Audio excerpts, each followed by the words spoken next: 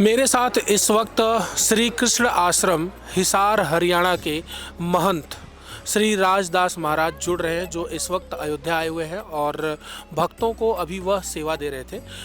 यहाँ पर उनकी कथा भी चल रही है। एक तरफ हम उनसे जुड़ेंगे और जानेंगे कि जो वह कथा का रसपान करा रहे हैं भक्तों को, वह किस प्रकार से फलदायी है। फिर आगे हम तमाम चीज़ों पर और उनसे बातचीत करेंगे।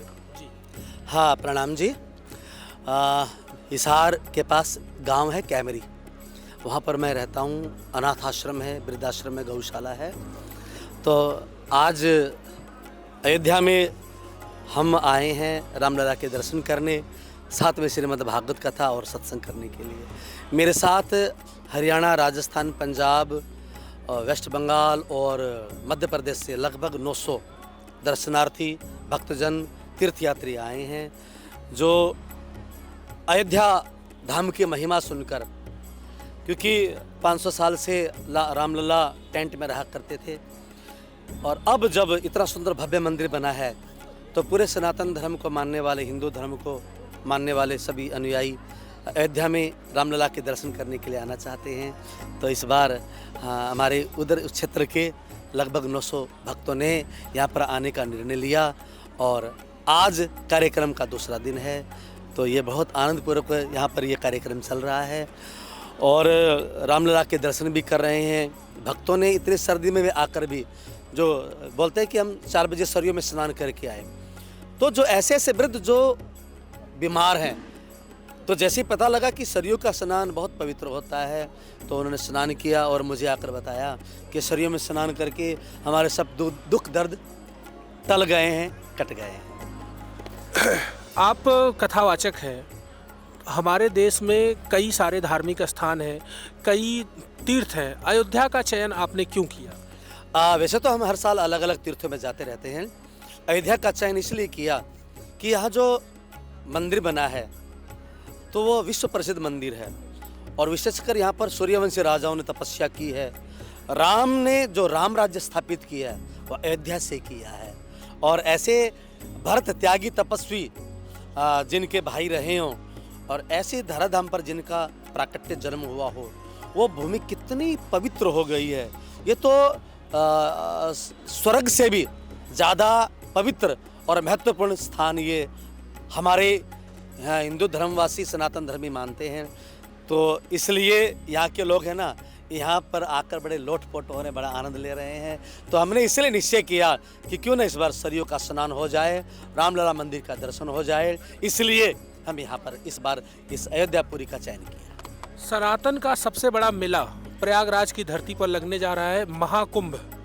वो महाकुंभ जिसकी तैयारियां प्रदेश सरकार और केंद्र सरकार ज़बरदस्त तरीके से कर चुकी हैं, 13 जनवरी से शुरू हो रहा है।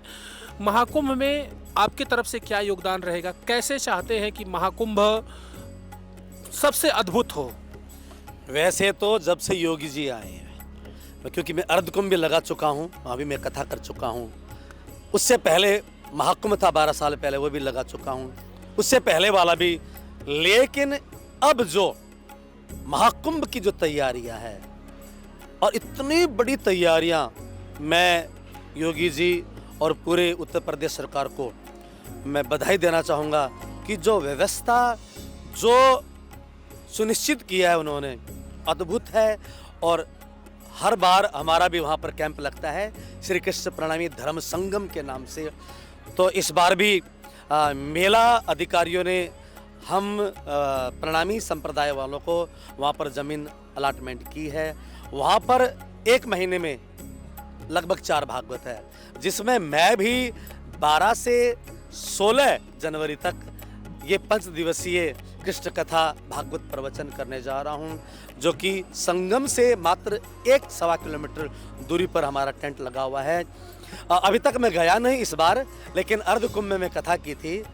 तो मैं कहता हूँ कमाल की व्यवस्था, लाखों लोग जहाँ पर स्नान कर रहे हों, लाखों लोग जहाँ पर त्रिवेणी के किनारे टेंट लगाकर, शिविर लगाकर रह रहे हो और बिल्कुल भी असुविधा, अव्यवस्था का नामो निशान नहीं है। तो मैं सभी सनातन धर्मियों से और हिंदू धर्म पर चलने वाले सभी भक्तों से एक आग्रह करूंगा कि इस बार का जो महाकुंभ का मेला है बड़ा अद्भुत रहेगा। ये जीवन का आपको प्रथम अनुभव रहेगा कि लाखों की संख्या में लोग और साथ में नहा रहे हैं, स्नान कर रहे हैं, पुण्य अर्जन कर रहे हैं। तो ये अद्वितीय मेला होगा, ऐसा मेरा मानना है। आप उस जगह से आए हैं, हरियाणा राज्य से हैं। हरियाणा उत्तर प्रदेश का जो पश्चिमी हिस्सा है, जिसे हम कहते हैं पश्चिमी उत्तर प्रदेश और दिल्ली, इन दोनों से सटा हुआ एक राज्य है।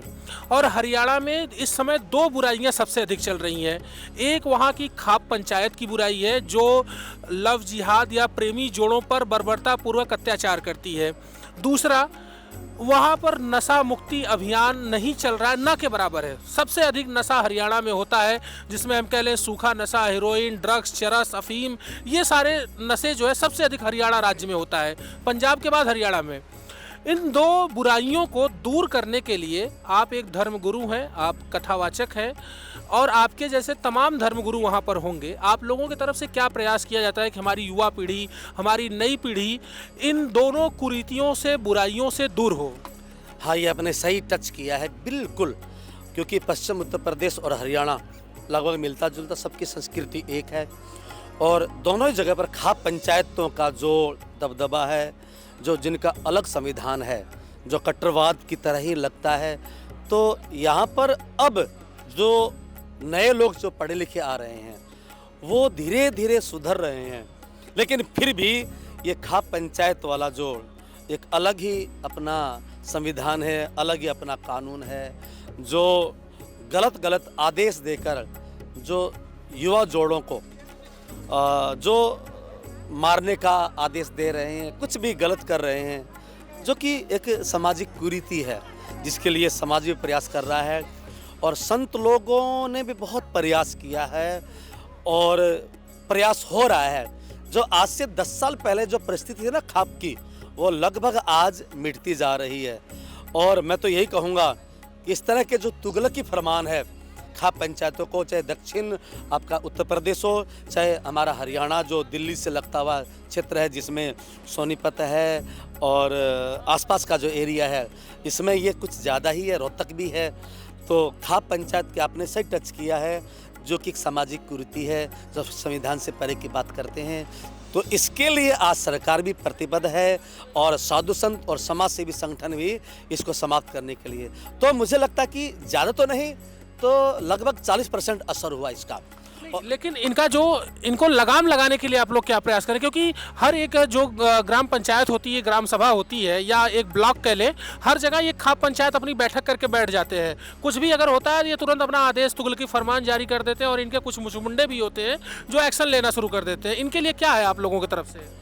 इनके लिए तो देखो, हम साधु संत या समाज इसलिए नहीं कर पाते हैं कि वो बड़े उग्र हो जाते हैं। और हम सरकार को निवेदन करते हैं, सरकार से यही कर रखा कि हमारी तरफ से, साधुओं की तरफ से, संस्थाओं की तरफ से आपको कोई भी सहायता चाहिए, हम आपके साथ हैं। और धीरे धीरे इस कुरीति को हम भी आगे बढ़कर समाप्त कर रहे हैं। और दूसरी है बात, आपने नशे के लिए आपने बिल्कुल सही टच किया। उड़ता पंजाब, उसके बाद उड़ता हरियाणा जैसा लग रहा है।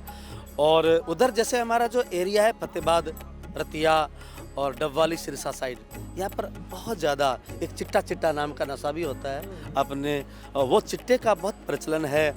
और अब धीरे धीरे हम कैंपेन चला रहे हैं, शिविर लगा रहे हैं। इनको जो हमारी दवाइयाँ जो है, इंजेक्शन है, हमने भी ऐसी व्यवस्था की है। युवाओं को माता पिता लेकर आते हैं, उनको 1 महीने की हम दवा देते हैं। 1 महीने वहाँ रहते हैं, उनको हम अच्छे समाज की मुख्य धारा में नशे के द्वारा कितना नुकसान होता जा रहा है, उनको वीडियो और पिक्चर दिखाकर, जो युवा साथी जो तुम्हारी तरह उम्र के थे वो मर रहे जवानी में, एक माता पिता को कितनी तकलीफ होती है, एक मात्र बेटा और नशे में, चिट्टे में समय का आदि लेकर मर रहा है, उनको दिखा रहे हैं। तो इससे असर बहुत हो रहा है। और वो रोते हैं कि स्वामी जी, हम करना तो नहीं चाहते हैं, लेकिन रातों होते ही हमारे अंदर पता नहीं क्या कीड़ा जागृत हो जाता है। लोग धीरे धीरे हम उसको 1 महीना रखते हैं और 1 महीने तक उसकी सेवा करते हैं, उसको खाना पीना अच्छा देते हैं, उसको जिस तरह भी हो हम कंट्रोल करके। ऐसे कई समाज सेवी संस्थाएं हैं और कई साधुओं ने नशे छुड़ाने के लिए अभियान चला रखा है और हम गांव-गांव में जगह जगह जाकर ऐसे सेमिनार भी करते हैं, क्योंकि नशा ज़्यादा खाप वालों से भी ज़्यादा यदि हरियाणा में है तो नशे की प्रवृत्ति, क्योंकि युवा बर्बाद होता जा रहा है। तो उसके लिए भी हम ये प्रयास कर रहे हैं और आपने तिलक पत्रिका के माध्यम से जो दोनों कुरीतियाँ हैं जो हमारे हरियाणा की वो छुआ है। मुझे अच्छा लगा कि आप उत्तर प्रदेश यहाँ अयोध्या में रहने वाले लोगों को इतना तक है कि हमारे हरियाणा उड़ता हरियाणा को आप जानते हो। 2011 आखिरी जनगणना हमारे भारत की हुई है। 2021 में होने वाली थी, हर 10 साल पे होती है, लेकिन 21 में नहीं हुई। 2011 की जनगणना के अनुसार हरियाणा एक ऐसा राज्य है जहां पर सबसे कम लिंगानुपात है, यानी प्रति 1000 लड़कों पर वहां 821 लड़कियां हैं, जिसकी वजह से हर साल 179 लड़के ऐसे होते हैं जो उनकी शादी नहीं होती या 40-45 साल की उम्र हो जाते हैं या भाड़े पे दुल्हन लाते हैं। वो अन्य राज्यों में जाते हैं, 10 लाख 15 लाख रुपए खर्च करते हैं और दुल्हन अपने घर लेकर जाते हैं। ये जो हरियाणा की लिंगानुपात वाली समस्या है, इसको कैसे दूर करेंगे आप? हाँ, ये आपने सही कहा। हरियाणा में बहुत से नौजवान कंवारे हैं। आज से 10 साल पहले का आंकड़ा कि 5 लाख युवा जिनका विवाह नहीं हुआ, वो वास्तव में आप यही कह रहे हैं कि बाहर से खरीद कर पत्नियां लेकर आ रहे हैं। ये लिंगानुपात बहुत ज़्यादा बढ़ गया था और सबसे बड़ी यही कि वहाँ पर लड़की को बोझ समझा जाता है, लड़की को बोझ समझा जाता है और बस यही मान सम्मान। जो खाप का आपने मुद्दा उठाया कि खाप वाले ये सोचते कि लड़की होगी तो कल को कुछ हो गया, हमारा परिवार में असम्मान होगा, बेइज्जती होगी लड़की। लेकिन अब जब से मैंने पढ़ा है, हमारे जो पिछली सरकार खट्टर सरकार रही हैं, मनोहर लाल जी खट्टर, उन्होंने अपना जो दोबारा आंकड़ा पेश किया, यही बात थी कि 1000 लड़कों के पीछे 821 लड़कियां थी। आपने सही आंकड़ा ये आकलन किया। लेकिन अब जो है, अब बहुत हालात में परिवर्तन आया है। मैं आज की स्थिति बता दूं, आज 1000 लड़कों पर 950 लड़कियां हैं। तो अब लड़कों को लगभग उधर बिहार में, बंगाल में या उड़ीसा में आदिवासी क्षेत्र से लड़कियां खरीद कर लाने की आवश्यकता है ही नहीं। और धीरे धीरे स्थिति में सुधार हो रहा है। और हम भी आज कथा में यही कहा, लड़का हो या लड़की, वो दोनों बराबर। आज हमारे हरियाणा के लोग भी प्रोग्रेसिव हो रहे हैं, खूब उन्नति कर रहे हैं। लड़कियां अच्छी अच्छी जॉब कर रही हैं, लड़कियां और पढ़ने के लिए जो समाज कहता था लड़कियों को आगे पढ़ाएंगे तो बेइज्जती होगी, आज वही समाज सबसे आगे बढ़कर लड़कियों को पढ़ा रहा है, एजुकेटेड कर रहा है। और मुझे लगता है कि धीरे धीरे 5-7 सालों में ये रेशो भी ठीक हो जाएगा, लड़कियों का अनुपात ज़्यादा बढ़ जाएगा, बराबर भी होगा। और ये अब तक था और आपने ये मुद्दा मेरे मुख से कहलवाया, तो मैं भी यही कहूँगा, हरियाणा वासियों से सुन रहे हैं कि लड़कियों को कोख में मत मरवाएं। आप लड़कियों को कोख में मरवा कर यदि कहीं यज्ञ करते हैं, स्नान करते हैं, त्रिवेणी का स्नान करते हैं, तो वो पाप ही लगेगा, चढ़ेगा, आपको कल्याण नहीं होगा, वो पाप आप कहीं नहीं धो सकते। तो ये 3 मुद्दे आपने आज अपने पत्रिका, तिलक पत्रिका के माध्यम से उठाया। मैं पत्रकार महोदय को धन्यवाद देता हूं कि आपने सही ज्वलंत मुद्दा उठाकर हरियाणा के लोगों को अवेयर करने का, उनको जगाने का एक बहुत महान कार्य किया। मेरे साथ जुड़े थे राजदास महाराज जी, जो हरियाणा के हिसार के रहने वाले हैं, और उन्होंने विभिन्न मुद्दों पर हमारे साथ तिलक पत्रिका पर बात की। मैं देवेश पांडे, अयोध्या।